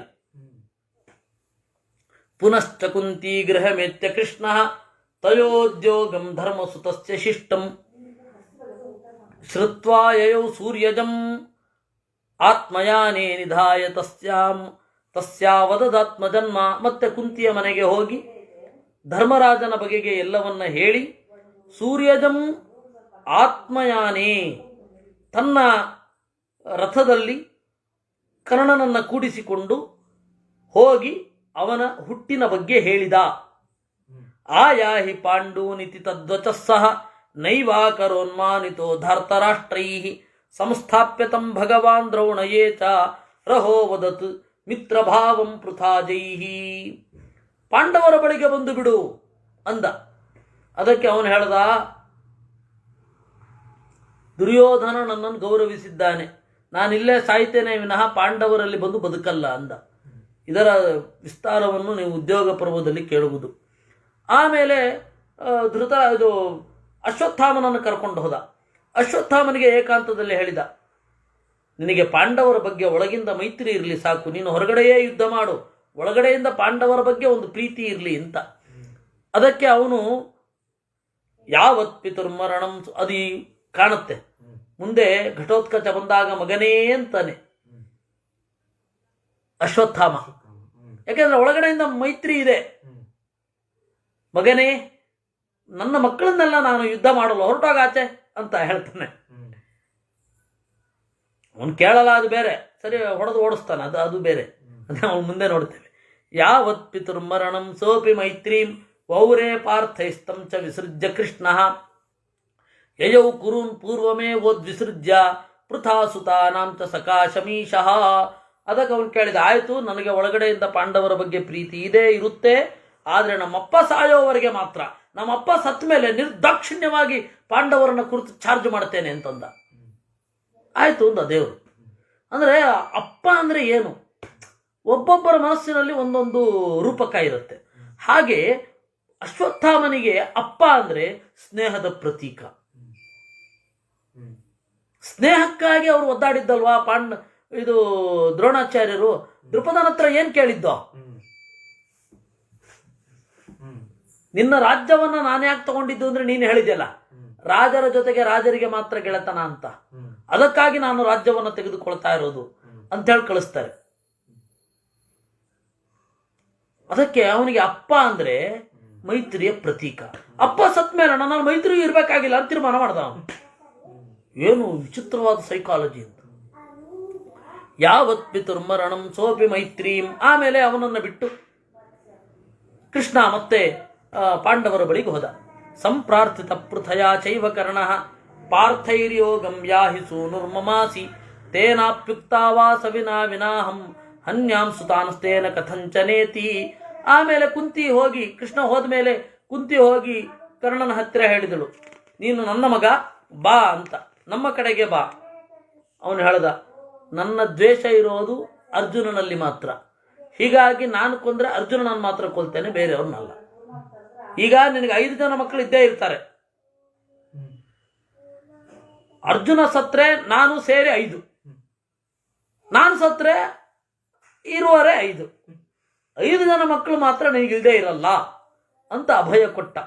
ತಥೋ ಯಯು ಕೌರವ ಪಾಂಡವಾಶ್ಚ ಕುರುಕ್ಷೇತ್ರಂ ಯೋದ್ಧುಕಾಮಾಸ್ತ ಕೃಷ್ಣಾಃ ಚಕ್ರುಶ್ಚತೆ ಶಿಬಿರಾಣ್ಯತ್ರ ಸರ್ವೇ ಶುಭೇ ದೇಶೇ ಪಾಂಡವ ಕೃಷ್ಣ ಬುದ್ಧ್ಯ. ಆಮೇಲೆ ಕೌರವರು ಪಾಂಡವರು ಯುದ್ಧ ಮಾಡುವ ಸಲುವಾಗಿ ಕುರುಕ್ಷೇತ್ರಕ್ಕೆ ಬಂದರು.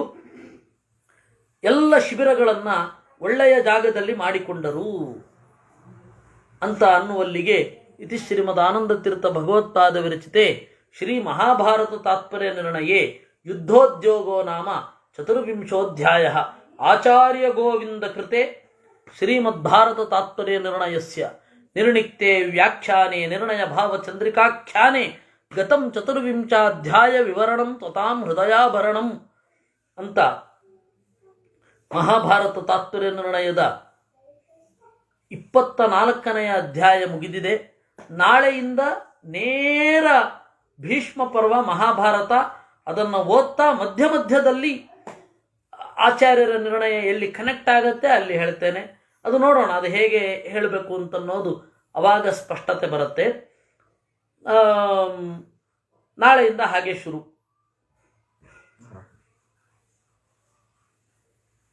ನಾವು ಕಾಲ ವಿಶೇಷದಲ್ಲಿ ಮಾತ್ರ ನಮ್ಮ ಗುರುಗಳ ಸ್ಮರಣೆಯನ್ನು ಮಾಡ್ತಾ ಇರೋದಲ್ಲ, ಪ್ರತಿ ದಿವಸವೂ ಗುರು ಸ್ಮರಣೆಯೇ, ಪ್ರತಿ ದಿವಸವೂ. ಅದರಿಂದಾಗಿ ಗುರುಸ್ಮರಣೆಯನ್ನು ಕೃತಿಯ ಮೂಲಕ ಮಾಡ್ತಾ ಇದ್ದೇವೆ. ಈ ಗುರುಗಳಿಗೆ ಈ ರೀತಿ ಬರೀಲಿಕ್ಕೆ ಪ್ರೇರಣೆ ಮಾಡಿದ್ದು ಮಧ್ವಾಚಾರ್ಯರು, ಅವರು ಗುರುಗಳು. ಆ ಗುರುಗಳು ಇವರ ಮಾಧ್ಯಮದಲ್ಲಿ ನಮಗೆ ಕೊಟ್ಟಿದ್ದು. ಅಂತಹ ಗುರುಗಳು ಪ್ರೀತರಾಗಲಿ ಅಂತ ಹೇಳ್ತಾ ಇವತ್ತಿನ ಚಿಂತನೆಯನ್ನು ದೇವರಲ್ಲಿ ಮುಗಿಸೋಣ. ನಾಳೆಯಿಂದ ಭೀಷ್ಮ ಪರ್ವ ಶುರು. ಕೃಷ್ಣಾರ್ಪಣಮಸ್ತು. ಗೀತೆಯ ತಾತ್ಪರ್ಯ ಮತ್ತು ಭಾಷ್ಯ ಎರಡೂ ಕೂಡ ಬರುತ್ತೆ, ಅದು ಮುಂದೆ ಅದನ್ನು ಹೇಳ್ತಾನೆ ಹೊಟ್ಟೋಗ್ತೇನೆ.